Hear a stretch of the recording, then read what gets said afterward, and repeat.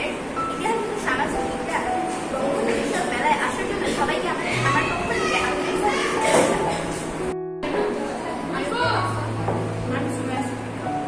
আজকে আমাদের ইতিহাস ও সামাজিক বিজ্ঞান বিষয়ের উপস্থাপনার বিষয় হচ্ছে প্রকাশিত বঙ্গবন্ধু শৈশবকাল।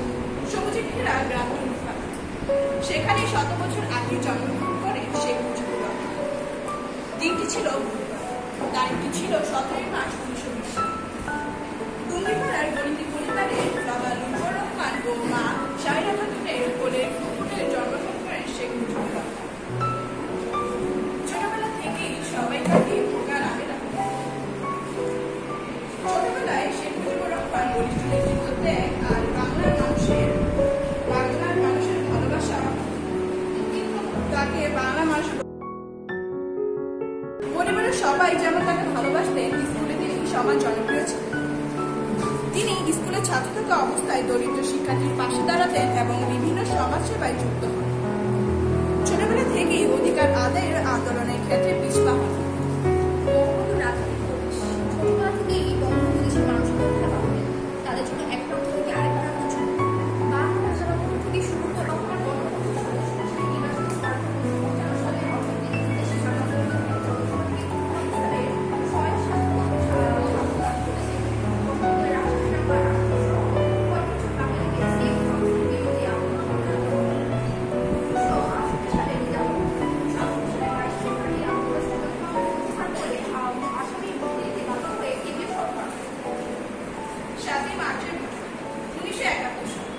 মাসের শুরু থেকে ঢাকা শহর সারা বাংলা ছিল এরই প্রেক্ষিতে 7ই মার্চ জাতির বঙ্গবন্ধু শেখ মুজিবুর রহমান ঐতিহাসিক তিনি মার্চ মাস ঢাকায় অনুষ্ঠানের জাতীয় পরিষদ অধিবেশন অনির্দিষ্টকালের জন্য সারা বাংলায় হরতাল করেন। 7ই মার্চ রেসকোর্স ময়দানে জনসভা অনুষ্ঠানের অনুষ্ঠান 1971 সালে বঙ্গবন্ধু শেখ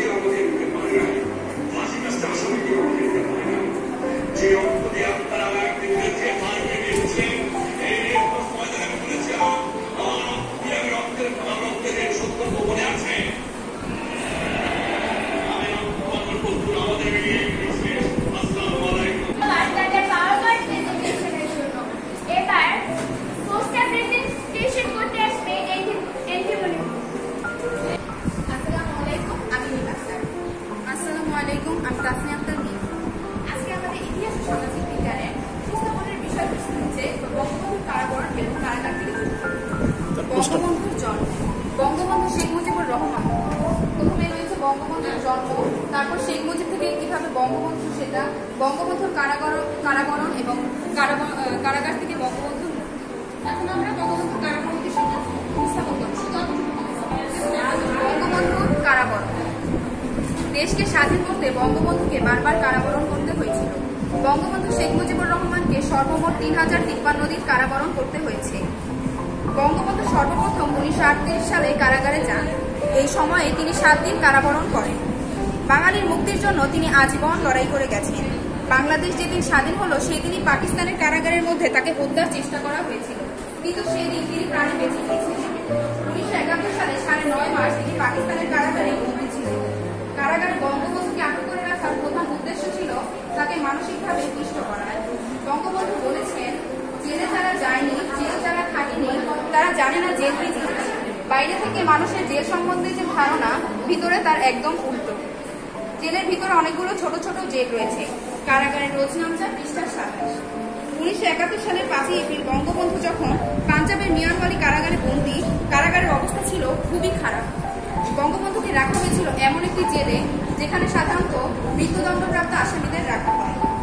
বঙ্গবন্ধুর কয়েদি নাম্বার ছিল 72। সেখানে তিনি আরো ছিলেন 9 মাসের অধিক। বিচারের জন্য তাকে লায়ালপুর আদালতেও নেওয়া হয়েছিল। বঙ্গবন্ধু আগেই জানতেন তাকে হত্যাও করা হতে পারে, কিন্তু তিনি নিজেকে রক্ষা করার কোনো চেষ্টাই করেন। 1971 সালের 25 মার্চ তাকে সর্বশেষ গ্রেফতার করে পাকিস্তানি সামরিক বাহিনী। জন্মের পর থেকেই শিশু রাসেল দেখে আসছে তার বাবা বাসায় থাকতেন না, থাকতেন কারাগারে। তাই শিশুটির ধারণা হয়েছিল কারাগারই বুঝি তার আব্বার বাড়ি। 1966 সালে 15 জুন শেখ রাসেল জেল অফিসে এসে দূর দাঁড়িয়ে থাকে। তারপরে সে বলে, আব্বা বাড়ি চলো। বঙ্গবন্ধু কোনো উত্তর দিতে পারেন না।